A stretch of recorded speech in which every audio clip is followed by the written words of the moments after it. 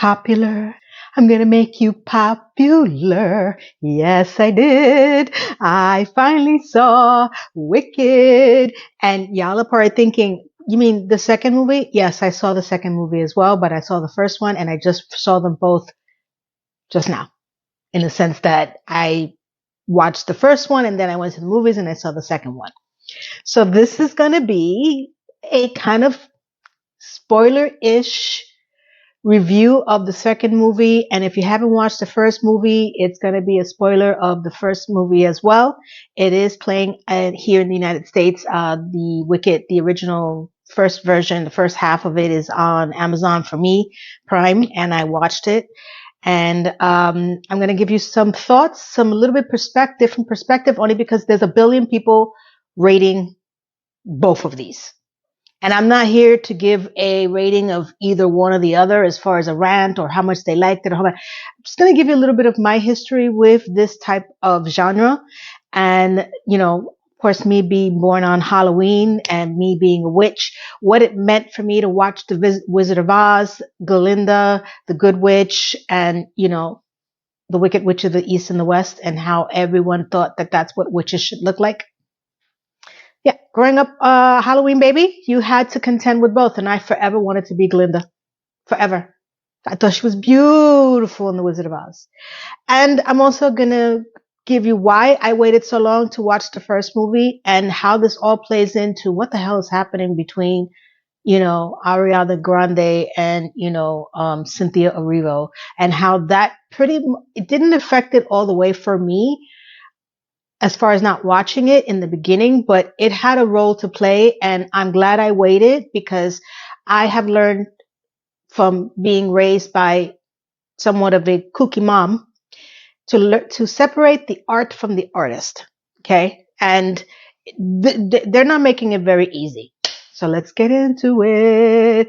So let's get into Wicked, the first half. So I was living under a rock, apparently. I knew Wicked existed. I knew about the play.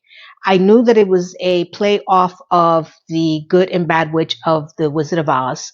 I didn't know the extent of it, which is why I'm so happy that for whatever reason, however this was possible, because I was living under a rock for so long. Listen, don't judge me, okay? I'm busy, all right? I didn't really understand the full connection of what they were trying to do with the original movie, The Wizard of Oz. Okay. Now, growing up as a child, I was born in 1969. And by the time I was able to understand television, Wizard of Oz was playing every single year on television. And I was completely drawn to it. Follow the yellow brick road. Follow the yellow brick road. I totally into it. Glinda, the witch, loved her. Okay. Judy Garland, she is timeless. Now, when I was growing up watching The Wizard of Oz every year, because it was a Wizard of Oz, Palooza on television. If you weren't watching that, I don't know where you were, but it was constantly on television for most of the years. So we had 4 channels, television channels, not like the madness we got going on right now. We had NBC, CBS, ABC, WPIX in New York, which was channel 11, if anybody knows that one, which is now, I believe, the WB network, and channel 13, PBS. Okay. That's where I got my Sesame Street on. All right. So as we were growing up as kids, Saturday morning consisted of 1, cartoons, Abbott and Costello, which is where I get my straight man dry humor predominantly from in my other videos, people who have commented that. Karate movies. My brother was into Bruce Lee, and we had one television in the house on a Saturday morning. I didn't have a choice, but don't get me wrong, I love Bruce Lee. And whatever was happening after that was mostly the old movies, the older movies, the 1940s, the 1950s, 39, Gone with the Wind, musicals. That's how I got into musicals. Okay. I can watch a Roger and Hammerstein musical all day, every day. The one that pops into my head always is 7 Brides for 7 Brothers. That's the one that I remember predominantly. Gene Kelly, singing in the rain, just singing. I had a crush on him. Now, I did like Fred Astaire, but I didn't find him as attractive as I did Gene Kelly. Okay. But I enjoyed his musicals. And, you know, all of the other musicals that came about, they was really hard hitting back in those days, right? So they would replay them on the television. And like I said, one television in the house, my mother was really much into it and I didn't have a choice and I didn't mind because I like those types of movies and I can still watch it now. Right now, as a matter of fact, I'm probably going to watch White Christmas with Bing Cosby, you know, and Danny Kaye. I love him. Oh my God, I love that guy. So, you know, I appreciated the art and, you know, it slowly fell off the musicals on movies, as everybody knows. The last big one that I remember distinctively watching, going to the movies and enjoying was Grease. Yep, I was alive. I went to the movies. John Travolta, you know, Olivia, and I loved that. Now, we don't have many of those types of musicals anymore. They've tried. They've tried. West Side Story was a banger. Didn't see it in the movie. I wasn't alive for the movie, but that's another movie that was on all the time. So I'm very happy that I was able to enjoy another musical movie experience because there haven't been that many that have been great. Okay. I don't know what Jennifer Lopez was doing in that movie that she just came out, Madam Web. What is that? I'm not going to watch it. I appreciate that these two actresses, Ariana Grande and Cynthia Erivo, can sing. That's the purpose of having a musical, right? You should be able to sing, right? So I didn't really think that they were going to make a connection to The Wizard of Oz. I don't know why. I just didn't understand. So I went into this movie knowing that the play was out, never seen it. I don't know if I'll go see it, but let's stick with the movie. Turned it on, and I was pleasantly so surprised because between the marketing, between the oddness between the two main actresses, we'll get into that later. I didn't understand the hoopla about this movie. I was like, oh God. Oh my God.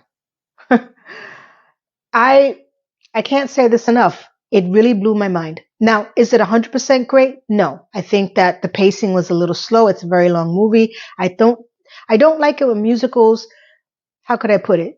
Make almost every sentence needing to be a song.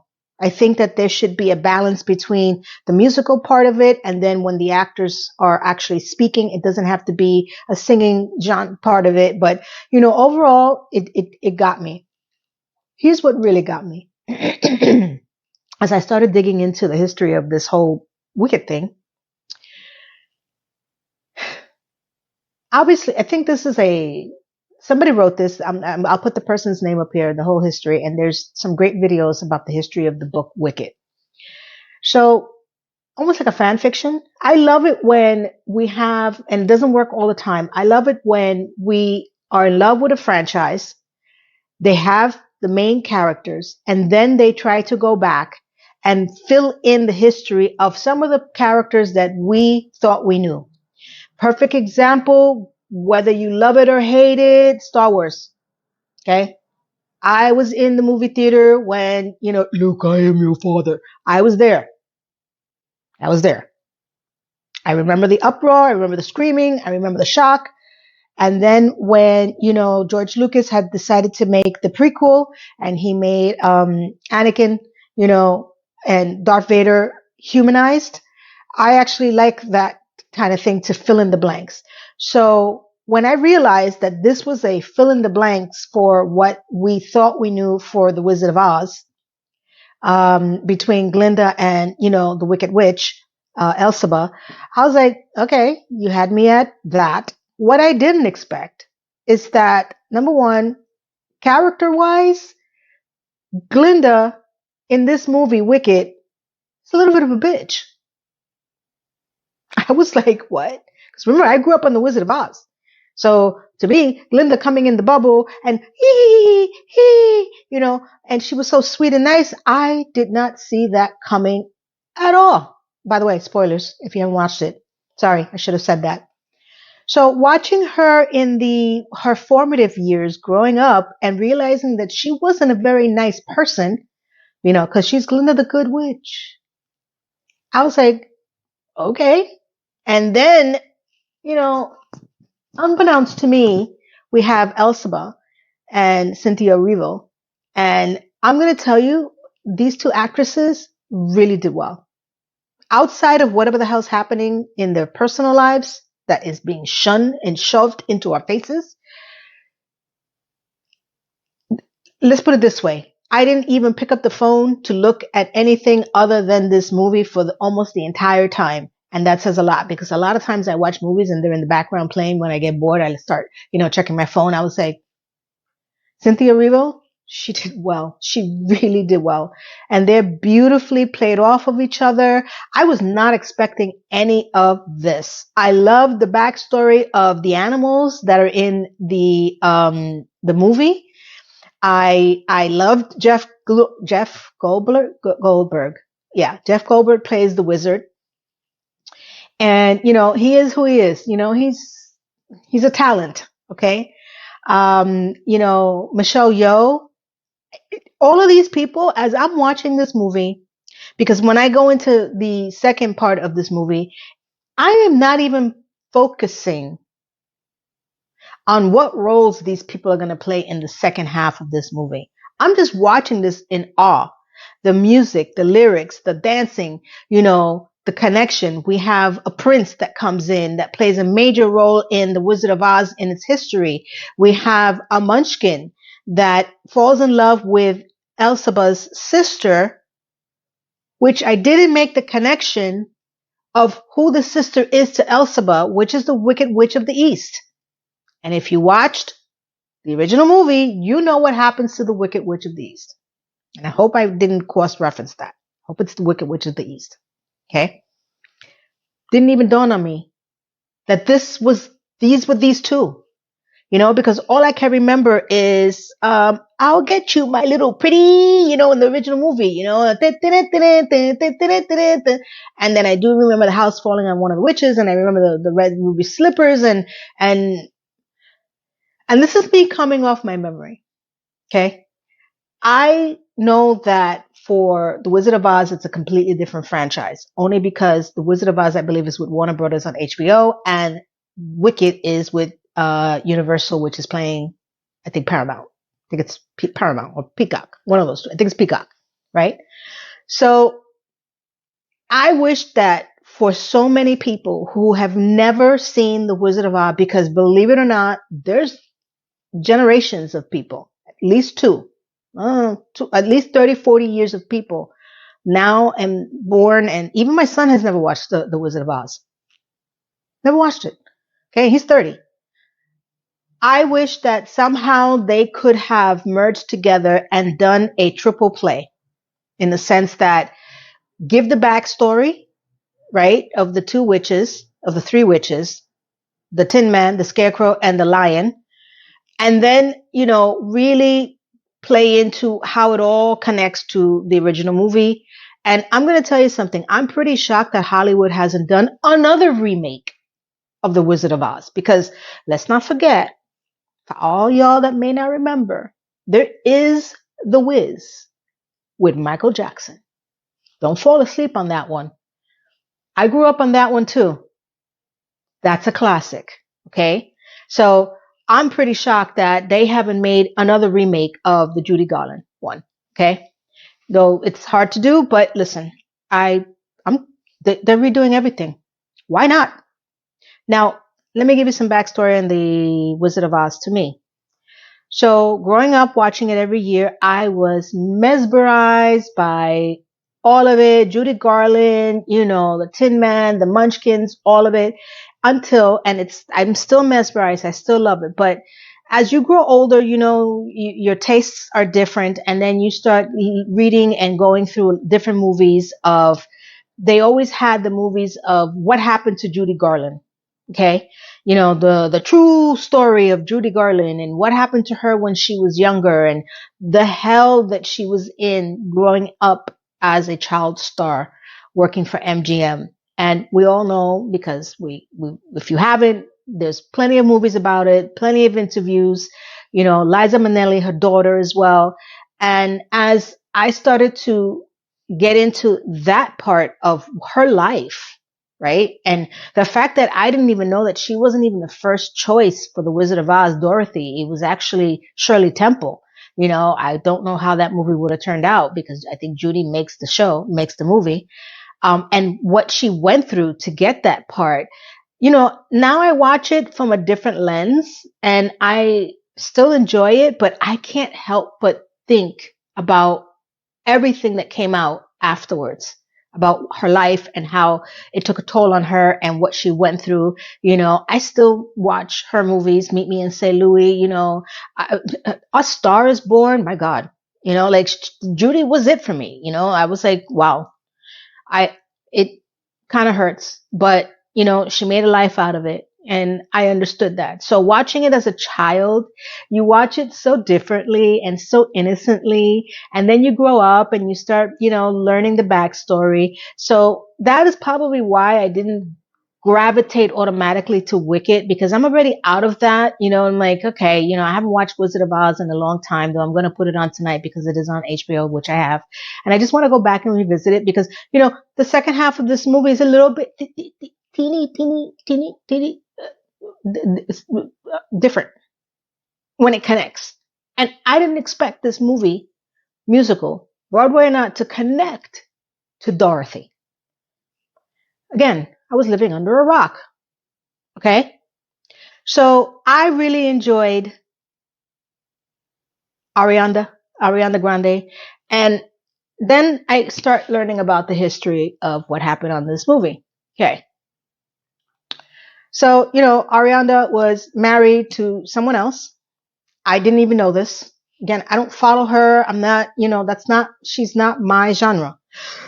I know she's alive. I know she's a presence. Like I've said, I don't have to follow every single singer and I know her music. So I didn't realize that she was married. And then, she met her now boyfriend who plays a munchkin in the movie who was also married at the time. And they both broke their relationships, marriages to be together now. So we'll get into that when we talk about why I think some of the drama that happens, for the marketing of this movie between Revo and Grande. Okay. So let's pocket that for a second. So I went into this and I'm like, wow, Audra, not only can she sing, she can act. I really enjoyed the fact that she was goofy. I was kind of surprised that Glinda or Galinda, because if you watch the movie, you know the difference between Galinda and Glinda and how she changed her name. I It kind of made me cry in some parts. I can totally see why the two actresses could have gotten very close making this film because of the connection that they have in this movie. And Cynthia blew me the hell away because I don't know who the hell she is on tour on this marketing. She's a completely different person from who she is on this in this movie. Like I was expecting what I saw to be in there. I was like, oh, let me brace myself. No. And I also enjoyed the fact that I wish, like I said, I wish so many other people enjoyed The Wizard of Oz the way I did, because there's one line that always struck me and I'm going to a completely different franchise, Marvel, The Avengers, Steve Rogers. Okay. There's a moment where they're all sitting on the Quinjet and, one of the characters, Samuel Jackson says something about flying monkeys. And poor Steve Rogers, because he's a man out of time, jumps up. He goes, I got that. I got that reference. I know what he's talking about. I knew what he was talking about. Automatically is the flying monkeys that are in The Wizard of Oz. I've always wondered how many people who never watched The Wizard of Oz understood the reference and the importance and why Steve Rogers would know that specifically, unlike everybody else. And it always struck me. And since I don't know that many people, I never took a poll. So it will be interesting to know how many people was like, well, I don't get it. What? Flying who? What? Because again, not even my son has watched The Wizard of Oz. Okay? Never. So that was just a touching moment for me when I saw that in the Marvel, in the Avengers, the movie. And I was like, that was cute. I got that reference. And, that's a nod to, the strength of this movie. So I wish that they would have done like a triple showing in the movie theater, because the movie theaters are dying. I don't know if you're aware of that. If you're living under a rock, good luck. If they would have done, the three movies together and people can just spend the entire day in the movie theater and refreshing themselves into the genre of Wizard of Oz, though somehow people are going to come out with more questions than answers when they watch the second act of Wicked. But at least Dorothy is in it and they can understand why this is such a big thing and not just focus on the musical of Wicked. I think that would have been cute.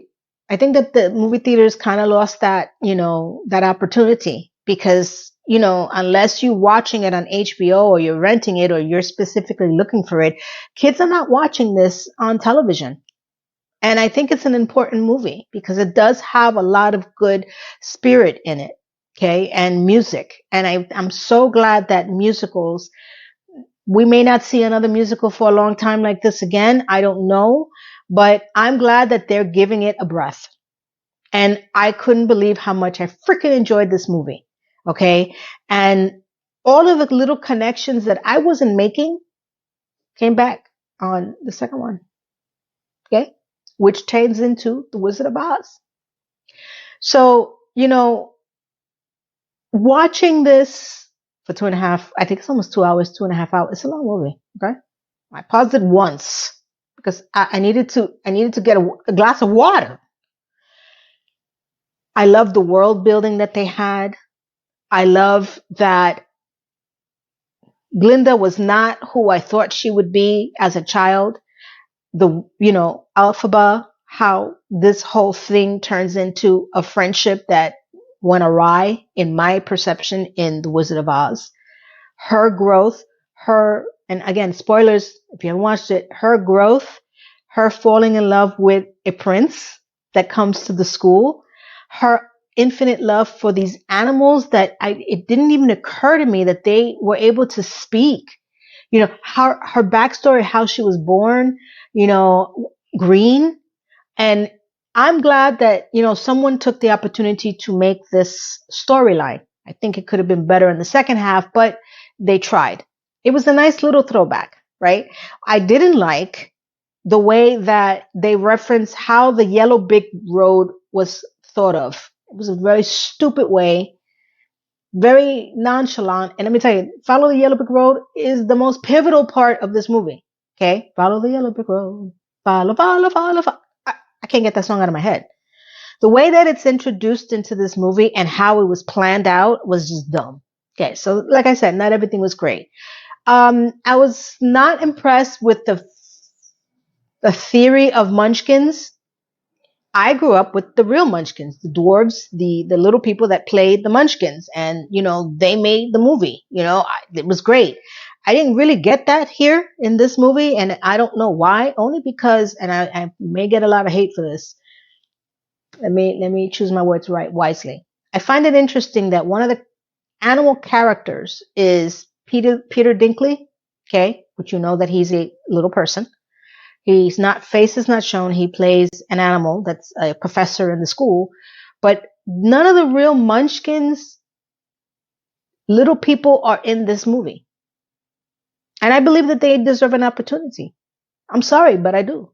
That's, so I sorry if I offend people, but come on. That was a big part of The Wizard of Oz. Okay. So I didn't like that. What I didn't like also, again, some of the words that should have been just spoken were singing. I think that they stretched this movie out way too long. The sister of Elphaba, I could not have made the connection at all. And I don't know why. Maybe because I didn't watch The Wizard of Oz for such a long time that it didn't connect to me. But I found her character intriguing. So, I get now what happened. Mm. To many people, the Scarecrow, the Tin Man, the Lion, Dorothy. Michelle Yeoh she plays a teacher in the school that teaches magic. Didn't make the connection of how she's connected to Dorothy either. I'm telling you, I was completely oblivious. I walked into the like, because it didn't hit me until the second movie. Like, oh, yeah, I'm a ding dong. Which, you know what? I appreciate it. I don't know how I did it. Like I said, how I didn't get spoiled, how this play has been on Broadway for what, a billion years now?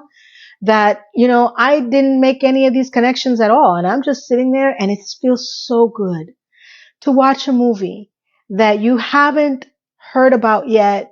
You didn't read about because I avoided everybody's comments on YouTube. I did. I just didn't watch it. I made a decision. My decision was, I don't care. I'll watch it when I feel like it. And it's been out for a year now, and I refused to watch it last year, knowing that it was on a cliffhanger and that it was going to be another year for the second half to come out. I was like, yeah, I'm not doing that. Don't do that to me. I hate that crap. So I waited to the last minute, which was literally this week, and I was like, all right, let's put the pedal to the metal. Let's watch the movie, and then let's go to the movie. Yay! And so for the first half, if you have watched it and the little bit of history that I'm giving you, why musicals is so important, good movies, good script. They did really well. I'm really happy for them. I now understand why they're winning awards, why these two actresses did a phenomenal job. I did not expect the acting from Ariana Grande, and I never even heard of Cynthia Erivo until this whole movie. So I get it now. I'm on board. With the art, separating the artists and what is happening out there. Because they're not doing the movie any justice with this minutia that they're doing.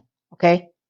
And if you were living under a rock, we'll get into it later on. So I didn't want to give listen, I'm not going to do a review. There's a billion people doing a review. I'm just giving you my fuzzy feelings about how it connected to me, how it connected to The Wizard of Oz, why I appreciated this movie, the fact that I was a witch. I am a witch in theory, born on Halloween, how much this movie, the original Wizard of Oz has meant to me, The Wiz with Michael Jackson as well. Probably why I also in my head created the sexy Santa and the sexy witch in my head material that I have on my my merch shop, Timeless New York City. I think it goes that far back because it always bothered me that every witch I've ever noticed was always the green ugly one and the atrocious one. And I never felt that all witches should be portrayed that way. So, as I'm thinking psychologically, that could be why. Guys, if you have not checked out my store, please do so. I will leave a link in the comment below, pinned. It has not just only the sexy witch and Santa. It also has the pets, and I have the ornaments, the tote bags. I went crazy with the merch. So I hope you guys really want to check it out. And if you order something, please let me know personally. Let me know how it goes. If it gets delivered to you properly, I'm dying to know. I want to make sure that this is the right, forum. And I want to thank you all who have checked it out. And I saw one person made an order. Thank you. Listen, that's the best way to support creators at this point. And I'm trying to make 1,000 subscribers by the end of the year. We don't have a lot of time left, but I'm getting closer to it. And now I'm going to do my version of part 2, Wicked for Good. So I hope you enjoyed this one. I haven't forgotten. I still have Sex in the City. Thank you everyone that also watched my last upload, which was All's Fair with Kim Kardashian. Wow, you guys really resonated with that one. You guys went ham on it. So, it's still catching the algorithm, and I appreciate that. And again, I'm going to start introducing more movies I'm trying to watch and TV shows. So, next up, Wicked. Good or bad, depending on how you feel. Mm. See you soon. Wicked. Very good. So, it is still a good movie, musical. I'm not going to take that away from it. My understanding that this is the second half of the play on Broadway, so it would be after the intermission, it's part 2. Got it. I liked the fact that they brought Dorothy in from The Wizard of Oz. The music is still very strong. The acting, phenomenal. So here are the connections that were made that were interesting, a choice, and kind of ties into the original Wizard of Oz, sort of, kind of, maybe. Okay. Spoilers, if you haven't watched the movie yet, I'm going to be as brief as I can. So, Elphaba is out on her own because it was left on a cliffhanger in the prior movie. Excuse me, it's very early in the morning. My apologies. I try not to normally yawn on camera, but I'm not cutting it out. I'm sorry. Deal with it, okay? It's 4 a.m. So, she is with the animals. She is with the flying monkeys. Please watch the movie to understand how she created these flying monkeys. But she's with her crew. The teacher that I didn't know, Michelle Yeoh, Glinda now, is with the wizard and with the prince that Glinda is supposed to be marrying. And I'm trying not to give too much away. They have taken over Ozville, I guess, and they're trying to get rid of all talking animals that ever existed because they feel that animals should be seen, not heard. Okay? Backstory I didn't know about. Didn't even think about it, to be honest with you. Elphaba is protecting these animals and their right to exist. Beautiful. So I'm going to make this as briefly as possible because I really want you guys to go out and enjoy this movie if you can, if you want to. And it's going to be spoilers, so, I'm sorry. And there's people spoiling this movie already. So let's get what I got a little, not confused. Because when you really think about it, it doesn't necessarily need to tie into the Wizard of Oz, but, I can understand the choice. So the Munchkin that's in love with Glinda, who is supposedly dating, the Wicked Witch of the East, who is the sister of Elphaba, who's in a wheelchair, becomes the Tin Man. Like, in a very awkward way.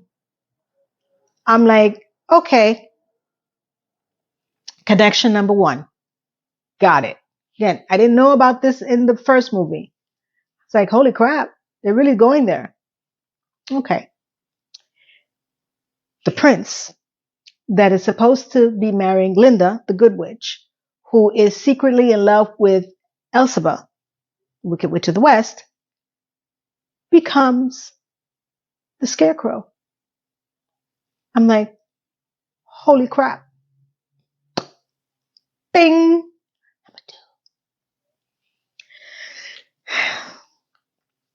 There is a Cowardly Lion that wasn't played by a specific character that turned into something, but he was part of a group. So now we have the 3 amigos. Okay. How does Dorothy get to Oz? Now, the original movie, you know that there's a tornado that lifts the house and brings her over to Oz. Michelle Yeoh's character is the one that created that tornado, specifically to bring Dorothy to kill Elsaba's sister, the Wicked Witch of the East, purposely on the recommendation of, not really recommendation of Glinda, but to bring Elsaba out from hiding, so to speak. Had I understood, like I know that she had power to control weather, it didn't dawn on me that she created tornado. Another thing that it didn't dawn on me, which blew my mind, is that Glinda doesn't have any powers. I'm like, what are you talking about? She doesn't have any powers. What do you mean? Glinda, she comes in a bubble.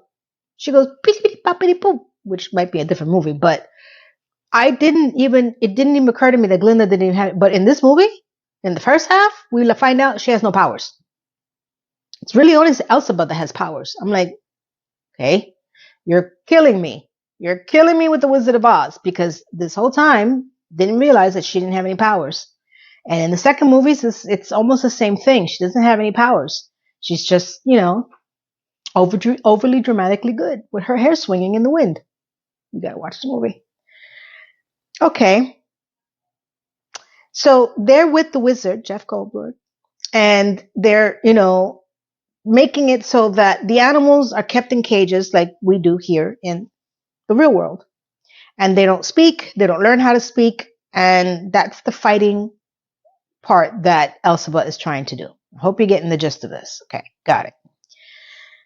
The fact that we have gotten now the Scarecrow, the Tin Man, and the Lion, and the Tornado, and now we figure out how Dorothy has gotten to Oz and her role that plays in this whole thing was probably what I enjoyed the most, though it didn't make any sense.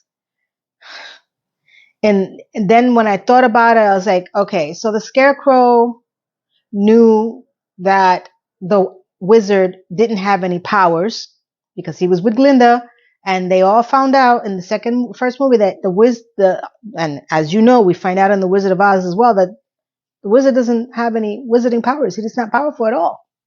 Okay. How he did not remember that this egotistical maniac, the wizard, didn't have any powers, that why is he going to want to meet him to get a brain? At first I was like, what? And then I thought about it. I was like, well, yeah, because he doesn't have a brain. So how could he remember that this is the one that tried to kill him? Got it. Still a little fuzzy on the Tin Man storyline, because I remember the original movie and I'm not too sure what the hell's happening in this movie. So I probably have to go back and watch it because I only saw it once. So I can't remember everything because, give me a break. Okay. So when it comes out again on streaming, which will be in 2.6 weeks, because, nothing lasts in the theaters anymore. It'll be in streaming before Christmas. Well, maybe, because we're just hitting Thanksgiving. It might hit streaming before Christmas or for Christmas or for the New Year. I can get better into it. So I'm giving you what I remember and the questions that I have. Not questions, because I don't think any of you should be able to answer. The part that was fascinating to me was that the wizard, at the very last 10, 15 minutes of the movie, happens to be the father of Elzaba. The Wicked Witch of the West that we've been chasing around all this time. I'm like, say what? Say what? What do you mean that's her daddy? Okay. So in the beginning of the first movie, he is the shadowy figure that sleeps with Elsaba's mom with this weird green potion, which, by the way, I still don't understand who gave him that potion, for why. Did he create that himself? For what purpose?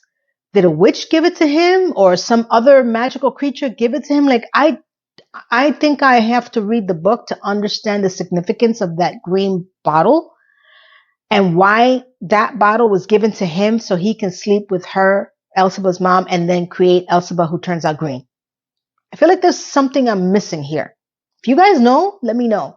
But why specifically him? And was he a part of this? Did he know? It's because when he finds out that Elphaba is his daughter, he acts like a deer in headlights, for lack of a better word. He's like, "What?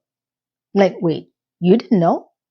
Wait, so you didn't know what was in the bottle?" He says he kind of remembers sleeping with him. Like, what is happening? I feel like there's a plot hole missing there, and I might have to watch this again, read the book, or somehow, because that's a that's a huge twist, no?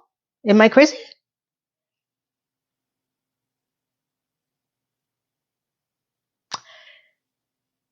The whole purpose of the Wizard of Oz is that he wants Dorothy to kill the Wicked Witch of the West, Elphaba, in theory, by throwing water on her.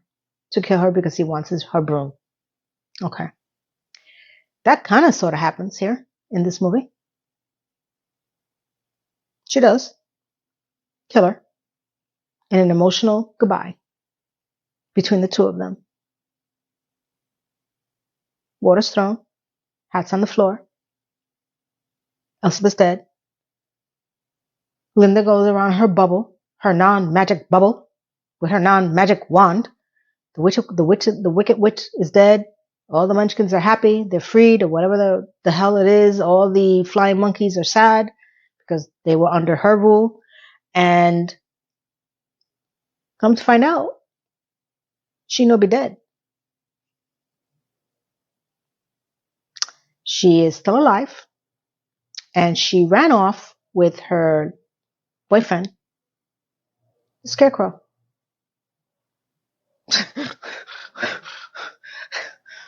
I'm like, I didn't see that coming at all for the Scarecrow.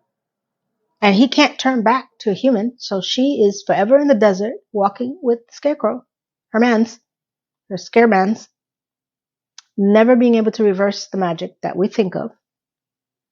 The Tin Man cannot get his heart back because he broke Elphaba's sister's heart, and Elphaba had to turn him into a Tin Man because Elphaba's sister was going to kill him. And I'm just sitting there and I'm like, all right, I need to absorb all this information because that's a lot. It's a lot. It's a lot when you come off 20, 30 years of The Wizard of Oz. Because we didn't see any of this in The Wizard of Oz. And again, this is a backstory, right? Now, my recommendation to you is this. Listen. A lot of people are complaining that the second half is not good. Not just in the movie version, but also the second half in the play. I haven't seen the play, so I cannot tell you. I did. It was not that I didn't enjoy this one. It's just that it was just so much to absorb. And then the introduction of Dorothy. And then in my head, I can't stop making the connection of that original movie to what's happening here and how they try to hodgepodge the pieces together to fill in backfill stories and changing the dynamics of the original movie, that it was just too much. It was too much. It was too much for me on first sitting, and I'm not going to pay another ticket to watch it again. I really want to sit down and watch it again in streaming where I'm comfortable. I've let it all sink in. I am understanding now more of the connection. I'm appreciating the art, and I'm enjoying it a little bit better because I'm not like, what? You know, I was just sitting there, I was like, what, wait, whoa. I think that to me is what was the worst part of the movie, but the movie itself was not that bad, right? It was just like when it's just, I really think that they should have, I can't even say connected better because I still have to rewatch it. I literally do. I'm giving you what I remember that shocked the crap out of me. The acting, still phenomenal. I cried when they said goodbye to each other because then I started thinking about the original movie again, and I'm thinking, how the hell is this happening? Beautifully done, singing phenomenal, acting well done. Kudos to both Cynthia and Ariana Grande. Despite what you may feel about what they're doing, and we'll get into that right now. Give me 2 more minutes. Let's appreciate the art. Let's appreciate musical again that actually hits the right tone. Let's appreciate the fact that people are taking the time out to do this and do it well, because it's been a horrible years in Hollywood. They're not pumping out what we want to see anymore. and we talked about this in All's Fair, my review, which is, also link in the pinned comment below if you haven't watched it. Hollywood is dying. Legacy actors are full of shit. And we're just getting crap and content getting thrown and shoved down our faces. So, I was pleasantly surprised. Not 100% happy, only because I have many questions. Now I'm going to go tonight and watch some of the other people who are reviewing this to see if someone can answer some of these questions for me, because I'm a little lost. But overall, yes. And let me tell you, the movie theaters were packed. I haven't been to a packed movie theater since Avengers Endgame. And the last movie I've been to a theater to watch was DC's Flash. Yes, I went to see the Flash. Okay. And there was almost nobody there. Right? So this is selling out. I don't know how it's doing as far, I guess I'll find out, once the weekend box office comes out, but they're selling out. So, I was very impressed. I got to see it at Cine Bistro and get to join meal and drinks. And maybe that was probably why I kind of blacked out on some part. I mean, didn't pay attention to some of the parts. I didn't say black out. Don't judge me. Okay. Let's get into what's happening with Cynthia Erivo and Ariana Grande. Listen, here's the pros that I think that we all should acknowledge. I'm glad that people who are acting together can still be friends and are friends. Listen, I haven't brought in Sex in the City into this, but we all know what happened to Kim Cattrall, Sarah Jessica Parker, and the crew. And, that whole franchise, we all thought that they were real friends. And at the end of the day, Kim Cattrall hated every one of them and she doesn't speak to them. And that's why, and Just Like That fell into Just Like Crap. So it's kind of nice to see that two people who are playing these characters are friends. And I use the term lightly because that's where it stops for me. Okay. It is very uncomfortable to watch the interaction that they're doing for the marketing in-person interviews. It is. They have got matching tattoos. They're all touchy-feely. They got, there's something uncomfortably weird about the two of them. And I have one of two theories, and please forgive me, it's just a theory. Don't come at me. Either they're trying to cover up the fact of what happened with Ariana Grande and the two marriages that were broken apart, and now the relationship that she's in, and they're over dramatizing the focus on this odd pairing, or there is something happening between them which should be studied and should be spoken about openly, as open as and it is, because it's all over the internet. I cannot escape them.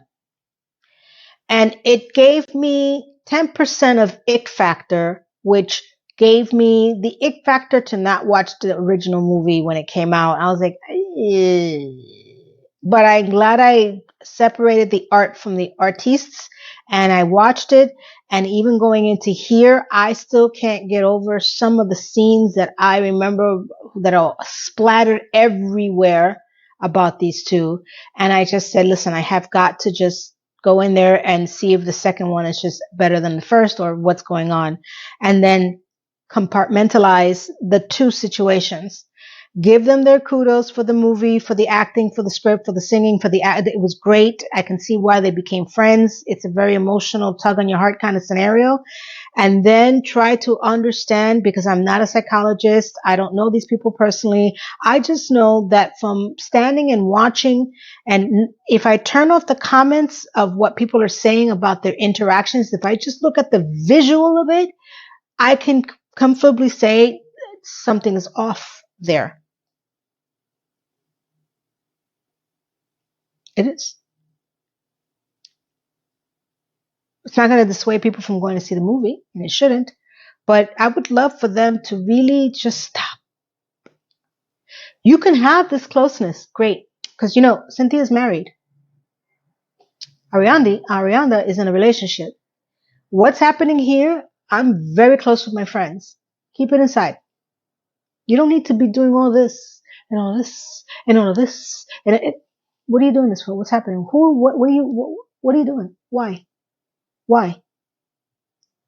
It's not cute. Cute is, the cast of Friends when they were all friends. The people are not jumping on each other and touching each other and, having emotional breakdowns and Cynthia has laryngitis, so that means Ariana Grande, in support of her, is not going to speak about this movie. Like, what the hell are you talking about, woman? In solidarity, she won't speak or go on tour about this movie. Like, okay, sure. I'm trying to keep the creepiness aside. So I don't know what's going to happen to the two of them now that this movie is over. I cannot fight the feeling. I don't know why, because this movie is going to make a lot of money, and so did the first one. I cannot fight the feeling that there's going to be a way that they're going to make a third movie. I don't know how. I don't know when. But let's put it this way. I will not be surprised if somehow they'll pull a third movie out of this ass. I won't, because there's still a lot of stuff left up in the air. Like, Elzebub and the Scarecrow just go off into the desert. Okay, bye. Like, what happened? Glinda is running around in a non-magical bubble, and they still have to now bring back Oz because, the wizard's gone, or the faux wizard. The Munchkins have to regroup and they have to integrate the animals that are now talking and should be back teaching. I see a story there. Mm-hmm. And everybody thinks that the Wicked Witch is dead. I think that there's a story there, and I will not be surprised if they make another one. Because, that's what Hollywood does. They take something and they run with it forever. Mm-hmm. X-Men, Wolverine, he's never going to stop playing that role. It's just what they do. It would be I would love to see it because I do think that two of them together do make a good movie. But what concerns me is that I don't know what's going to happen after the movie because they're so presumably close that they're attached to the hip. So I like to see what's going to happen in the next 6 months now that they don't have the tour, they don't have the movie out, they're not making another movie, they're not doing anything. Do they go off to their separate corners and they play nice now? Is all this madness over? I really think they need to talk to people, like professional people. I'm sorry. Oh my God, I'm so sorry. I hate to say that, but no. I'm not playing. So I would love to give you a better rendition and review once it comes out on streaming so I can get over the shock and awe because a lot of people going into this movie already knew what the second half was about because they either watched the play, they saw the play or read the books or whatever. I didn't either. So I was sitting in the movie theater and there was still people that were shocked, right? Because a lot of people, it was actually, like I said, there's people who didn't even know who the hell Dorothy was. I'm like, really? Dorothy and Toro? Really? But it goes back to what I said. I would love to get a better rendition because I need to get out from my head everything that I had to take in and really go back and tie them together. So I would like to do a triple feature in my house because I am. And hopefully, maybe by next year when all through this one comes out on streaming, I can give you the triple feature. The original Wizard of Oz, Wicked and Wicked for Good. And let's play a game and see, follow the yellow brick crosswords. It's the best way I can put it. So I hope that you enjoyed this. It was short, direct. Let me know if you have seen it, if you're going to watch it, if you've seen the play. Talk to me, people. Baby, talk, talk, talk. We can work it out. Yeah, I can't help but singing. I've been watching musicals my entire life. Can I sing? No. Do I care? No. I've heard people and I've had to watch movies with people who can't sing. Jennifer Lopez. So suck it up. If you like this, I hope you consider subscribing. I have a whole playlist of another series, Sex in the City, and Just Like That, which is what started this channel. If you have ever watched any of those, if you want to watch which my beautiful, beautiful active community who has pushed me into getting into this and doing these reviews, I have a beautiful community here. We're all very loving with each other. They comment, and I would love for you to subscribe and join my community. I hope that some of you do take a look at my online store, Timeless New York City. I do have a second channel, which is Timeless New York City, which is also pinned in the comments below. That one is my AI Lena voice reviewing and recapping a lot of different movies, a lot of different TV shows that are not specific to the ones that I'm doing here. I am from New York City, which is why I'm called Timeless New York City. Lena rates TVs and movie shows. So we have a lot more content coming up. I'm doing, let's see, give you a little bit of preview. The morning show, which I can't stand and I hate, and I'm pissed off that I got Apple TV for it. That's coming up. Sex in the City, season 2, episode 14. I'm going to be working on that tonight so we can do a Sex in the City Sunday, which will be technically for you guys tomorrow. This will be going up on Saturday for those who are following that series. I'm diversifying. I am working on my Patreon. I have one subscriber who is a subscriber here who literally tracked me down because she was worried about me and she didn't know where I was because I disappeared for 2 weeks, and she found me on Patreon, and Patreon will be linked in below. I haven't really done anything in there yet because I'm trying to find the best way to give you value if you become a paid member, and I don't want to just throw up, a paid membership and you guys, take the time to invest the money and I don't do anything there, because I checked into Patreon and it's a lot. It's a lot. Like as far as work. And I want to do something very inexpensive for you guys that is more direct to me. And I'm thinking of doing polls and like guys, let me know. You guys can tell me which movies you want me to review next. Something simple, something quick. But I like the Patreon side of it because you could also direct message me a lot better than the way that this is being done here on YouTube. So give me some time. Please go ahead and check me out on the Patreon and become a subscriber. So, the free subscription version. And, we can stay in contact there as well as I start to restructure that. So